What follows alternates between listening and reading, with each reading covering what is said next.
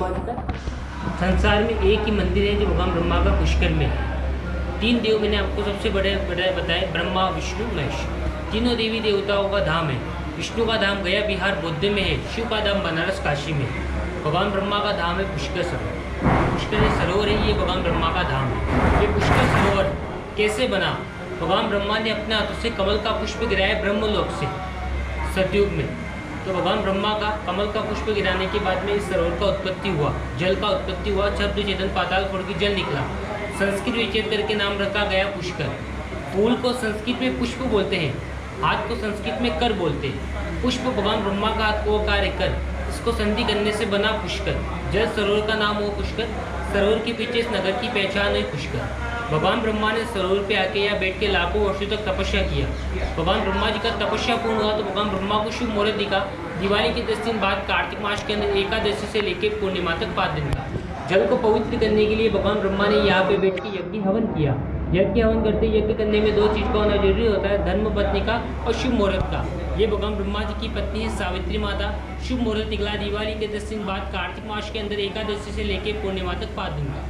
भगवान ब्रह्मा ने अपनी पत्नी सावित्री माता से कहा कि जाइए आप 16 श्रृंगार करके ये आपको मेरे साथ यज्ञ में बैठना है। सावित्री माता जी 16 श्रृंगार करने चले जाती है। सावित्री माता जी को 16 श्रृंगार करने में समय लगता है। भगवान ब्रह्मा जी यज्ञ स्थल पे बैठे होते। भगवान ब्रह्मा जी को आगे में कई युगों तक, कई साल तक कोई शुभ मुहूर्त नहीं दिखता है जल को पवित्र करने के लिए और यहाँ पे अपना तीर्थ बनाने के लिए। भगवान ब्रह्मा जी के 2 द्वारपाल है, कुबेर भगवान, इंद्र भगवान। भगवान ब्रह्मा जी अपने 2 द्वारपाल से कहते हैं कि जाइए आपको जो भी स्त्री मिले उसे ले आइए, मुझे बैठ के यज्ञ हवन करना है। मेरी पहली पत्नी सावित्री माता जी को समय लग रहा है यज्ञ में आने के लिए।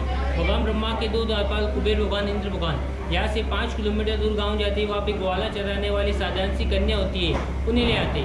सभी देवी देवता ऋषि मुनि भगवान ब्रह्मा से कहते हैं आप जगत पिता ब्रह्मा है, ये एक साधारण सी कन्या के साथ में कैसे यज्ञ हवन करोगे? तो सबसे पहले भगवान ब्रह्मा ने कामधेनु गाय को बुलाया। साधारण सी कन्या को मंत्र द्वारा चारा बनाया गया। कौन सा जो गाय था, चारा बनाने के बाद में कामधेनु गाय के मुख में डाला गया, गोपर करके उसके पीठ से निकाला गया। 3 बार ऐसे उनका शुद्धिकरण किया गया और उनको फिर से स्त्री बनाया गया और नाम रखा गया उनका गायत्री। गाय के मुख से डाला पहला शब्द निकला गा, पीछे से निकाला यत्री। गा प्लस यत्री गायत्री, ये भगवान ब्रह्मा जी की दूसरी पत्नी वेद माता गायत्री। भगवान ब्रह्मा जी अपने साथ में दूसरी पत्नी वेद माता गायत्री के साथ में बैठा के यज्ञ हवन करते। पहली पत्नी सावित्री माता जी 16 श्रृंगार करके यज्ञ से लाती, आके देखती भगवान ब्रह्मा को दूसरी पत्नी वेद माता गायत्री के साथ। तो पहली पत्नी सावित्री माता भगवान ब्रह्मा से नाराज होकर गुस्से में आके भगवान ब्रह्मा जी को श्राप दे देती। सावित्री माता ने भगवान ब्रह्मा को ये श्राप दिया कि ब्रह्मदेव आपने मेरे होते हुए दूसरी पत्नी के साथ में यहाँ बैठ के यज्ञ हवन किया है। सभी देवी देवता ऋषि मुनि के सामने आपने मेरा अपमान किया है। जाओ मैं आपको श्राप देती हूँ, आपका पूरे संसार में एकमात्र मंदिर बनेगा और आपका जो मंदिर रहेगा वह पूज्यनीय मंदिर रहेगा। आपका मंदिर मूर्ति में कोई परिवार वाला, फैमिली वाला फूल प्रसाद पूजा अर्चना नहीं करेगा। इसलिए भगवान ब्रह्मा का संसार में ऑल ओवर वर्ल्ड में एक ही टेम्पल है।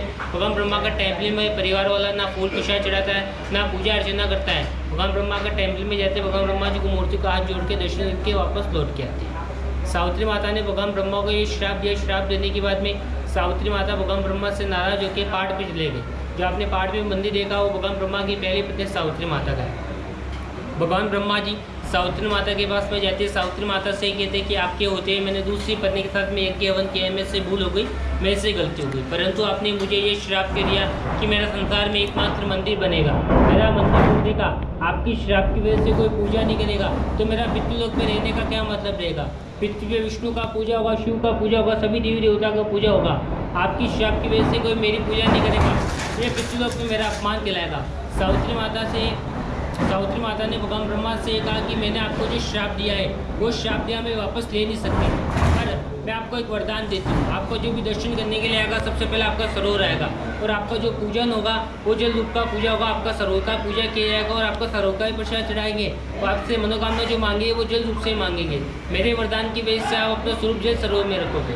धर्मस्य धर्म रूपेण ब्रह्म रूपेण पुष्कर है। जो भगवान ब्रह्मा जी का वास्तविक रूप स्वरूप है जल सरोवर है। जिससे गंगा माता का जल है, प्रयाग राजा का जल है, यमुना जी का जल है, वैसे भगवान ब्रह्मा का जल है। मानो तो देवी नहीं तो साधारण जल है। आम आदमी, राष्ट्रपति, गरीब, अमीर, फकीर जो भी आता है भगवान ब्रह्मा का सबसे पहले ब्रह्म सरोवर आता है, जल का प्रसाद चढ़ाता है, जल से मनोकामना मांगता है, जल का छींटा लगाता है। जिसके पास में समय होता है वो भगवान ब्रह्मा का ब्रह्म सरोवर का स्नान करता है। जिसके पास में समय नहीं होता है वो दोनों आंखों के, दोनों कानों के, मस्तक पे, पैरों पे जल का छींटा लगाता है। मारवाड़ी में कहावत है बीजे कान हुए स्नान। ये पंच स्नान के रूप में माना जाता है और कान गीले होने से बीतने से ये स्नान का बराबर का महत्व माना जाता है। पुष्कर सरोवर, ये सरोवर पे 2 काम से आते हैं। पहला, या अपने पूर्वजों का पिंडदान श्राद्ध करने आते हैं। त्रेता युग में रामचंद्र भगवान आए, अपने पिताजी राजा दशरथ जी का पिंडदान श्राद्ध किया था।